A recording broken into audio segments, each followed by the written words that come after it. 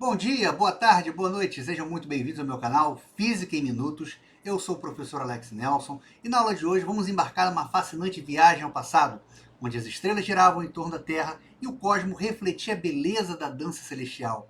Mergulharemos nas raízes do conhecimento astronômico com um gigante intelectual que moldou o entendimento do universo. Prepare-se para conhecer as contribuições magníficas de Cláudio Ptolomeu no desenvolvimento do geocentrismo. Está interessado? Fica aí, não vai embora não. Depois da vinheta, tem mais!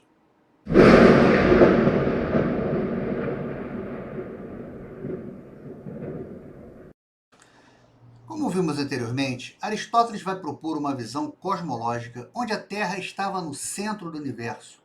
Os planetas, a Lua e inclusive o nosso Sol é que giravam em torno da Terra numa órbita circular e harmônica. Entretanto, com a necessidade do homem de olhar para o céu, ele começou a perceber que haviam algumas inconsistências. Alguma coisa não estava batendo com o modelo aristotélico. Dentre elas, o tamanho variável das órbitas. Ou seja, o homem começou a perceber que planetas como Mercúrio e Vênus, ora estavam perto da Terra, ora estavam mais afastados. E isso não batia com o modelo aristotélico, que dizia que os planetas giravam numa órbita perfeita, numa órbita circular. Se a órbita é circular, você tem que manter sempre a mesma distância em relação à Terra.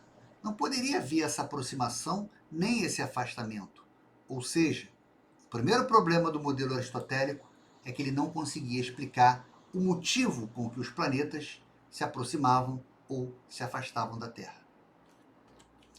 Outro problema observado no modelo aristotélico era com relação à velocidade dos planetas. Né? O homem, ao olhar para o céu, ele começa a perceber que em determinados momentos os planetas pareciam mais rápidos, em outros pareciam mais lentos. Né? Ele vinha e de repente parecia que havia uma desaceleração, ficava mais lento, de repente ele ficava mais rápido de novo. Isso era inconsistente com o modelo aristotélico, que afirmava que o movimento era perfeito. Se o movimento é perfeito, ele não pode ter aumento nem redução de velocidade. Ele é perfeito. Então, era algo que não estava batendo com o modelo aristotélico, ou seja, a mudança de velocidade dos planetas não era explicado pelo modelo aristotélico. Bom, outro problema que ainda era pior do que você ter planetas se aproximando e se afastando, planetas aumentando a velocidade e diminuindo a velocidade, seria o problema do movimento retrógrado. Isso aí, então, cara, surtava todo mundo que olhava para o céu. O homem começa a perceber que, ocasionalmente, alguns astros no céu pareciam inverter o sentido do movimento, ou seja, ele começava, vai para frente, de repente ele vai para trás, depois volta de novo o seu movimento. Esse movimento ficou conhecido como movimento retrógrado, como nós estamos vendo aqui na animação. O astro vem, de repente ele inverte o sentido do movimento, ele vai fazer uma espécie de laço no céu. E depois ele seguia a sua trajetória normal. Ou seja, o modelo aristotélico não conseguia explicar esse lacinho, esse movimento retrógrado dos planetas. E aí? Como é que a gente explica isso? O homem, ao observar o céu, ele começou a perceber isso. Ele já estava acostumado com os movimentos regulares da Lua e do Sol. Né? O Sol todo dia nasce de um lado, se põe do outro, a Lua também corta o céu à noite, há uma regularidade.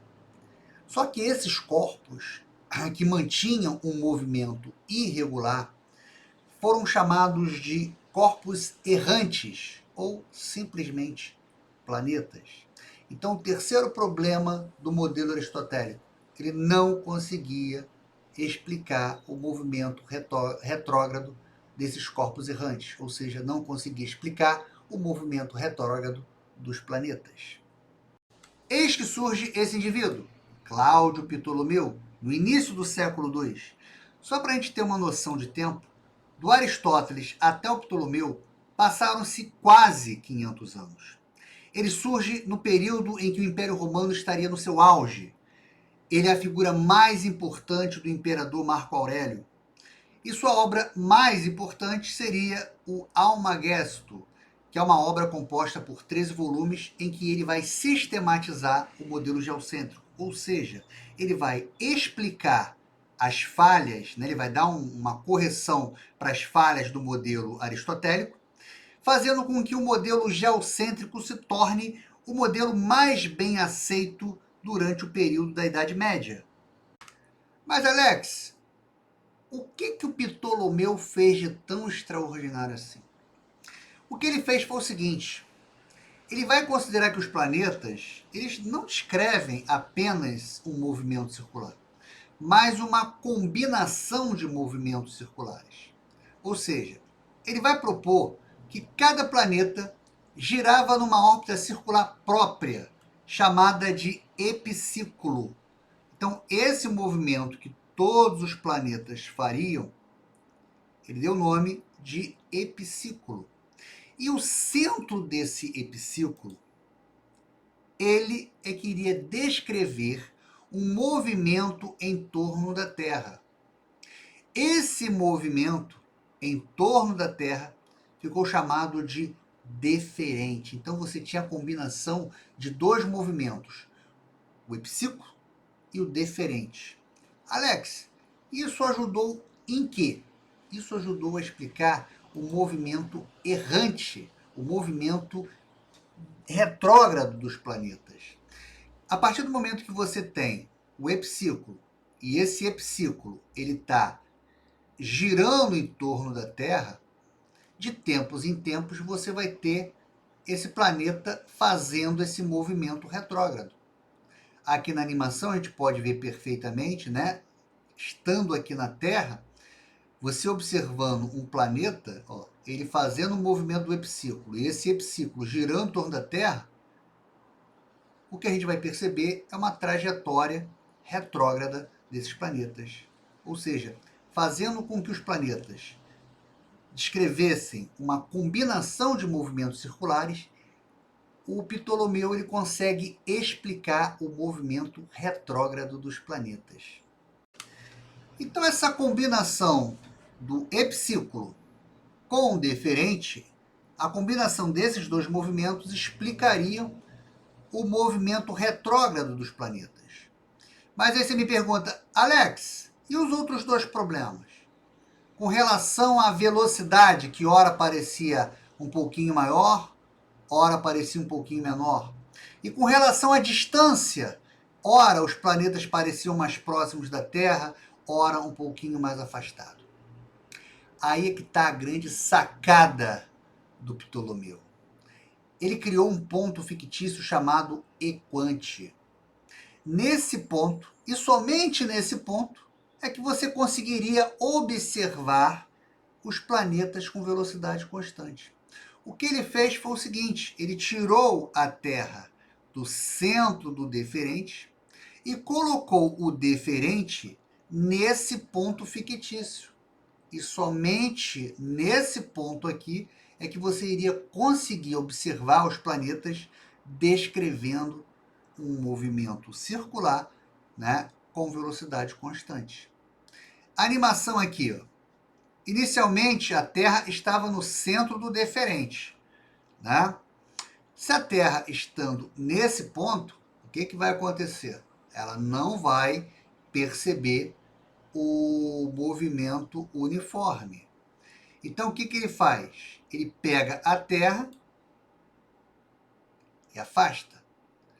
Pega o deferente e cria esse ponto fictício, em que somente nesse ponto fictício é que seria observado os planetas descrevendo um movimento com velocidade constante. Como o planeta Terra não está localizado nesse ponto, qualquer observador em nosso planeta, ora iria ver os planetas com uma velocidade um pouquinho maior, ora com uma velocidade um pouquinho menor.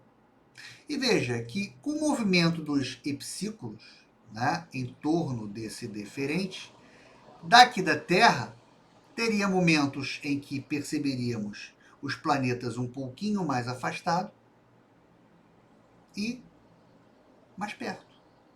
Ou seja, o equante ele soluciona os outros dois problemas, o problema da velocidade e o problema da distância dos planetas que mudavam, né? Ora ficavam mais próximos, ora ficavam mais afastados.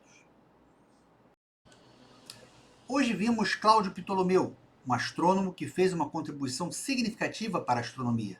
Sua obra mais influente, conhecida como Almagesto, foi um compêndio que abrangia o conhecimento astronômico da época.